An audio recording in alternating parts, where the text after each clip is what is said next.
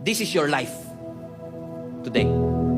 This is all the years and the days of... no. This is your life. This is how short your life is. This is eternity after this life. Nakita mo to? Ito yung pinanganak ka. Ito yung nag-grade 1 ka. Ito yung nanligaw ka kahit illegal pa. Ito yung grade 6 graduate ka. Ito yung nag-high school ka. Nag-college ka, pero hindi mo natapos, nagtrabaho ka kagad. Nagkaasawa ka dito. Ngayon, senior citizen ka na, dito. Hindi mo sure kung hanggang kailan tatagal lang yung buhay.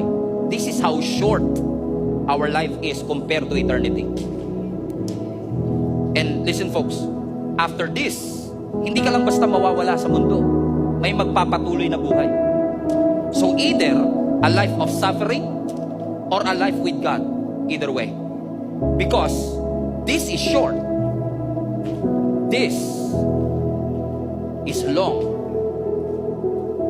And nakakalungkot mang isipin na marami sa atin nag-iipon, nagtatrabaho, gumagastos para sa buhay na ito.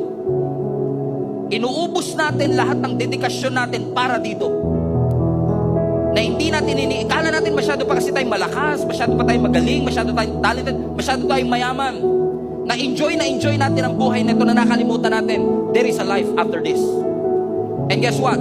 Jesus, when He rose again from the grave, hindi lang ito yung inayos niya sa'yo. Ito actually ang unang inayos ng Diyos. Na magkaroon tayo ng access dito sa buhay na kasama si Jesus. Pero minsan, inayos ni Lord ito, pero tayo, nakafocus tayo dito. Lahat ng pananaw natin sa buhay, desisyon natin sa buhay, lahat patungkol dito. No wonder, minsan tinatamad ka magsimba, tinatamad ka mag-pray, tinatamad ka magbasa ng Bible. Hindi ko po kita hinuhusgahan. Wala lang po kasi tayong perspective na mahaba po ang buhay. But what you do here, your relationship with God here, will determine if we will have an eternity with our God. So folks, I want to remind you today, the grace of God came, He arrived, He saves us, and He lived para lahat po tayo ay magkaroon ng magandang eternity kasama ang ating Panginoon. My challenge to you is this.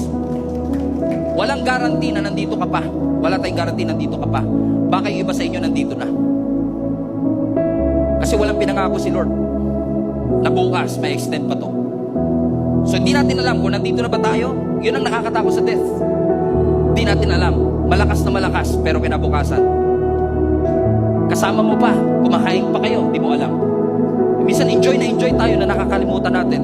What you do here, your belief here, your thoughts here, your decisions here will determine how you will have an eternal life with God.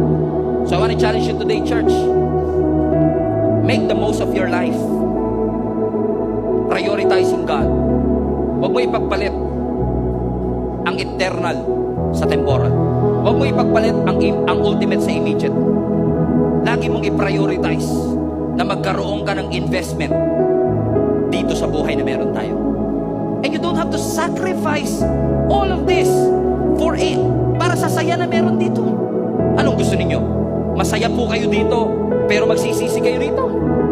O di baling magsasuffer ako ng konti, magtitiis ng konti, mananampalataya, ibibigay ang buhay sa Panginoon para magkaroon ako ng magandang kinabukasan.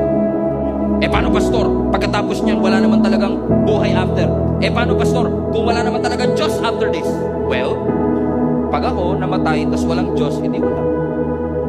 Ikaw, naniniwala kang walang Diyos, tas pagdating mo sa langit, meron. Mas malaki yung risk mo kaysa sa risk ko. Amen? I would rather believe in God, knowing na ang ating Panginoon will take care of it. Jesus is indeed alive. Palapakan natin ang Panginoon.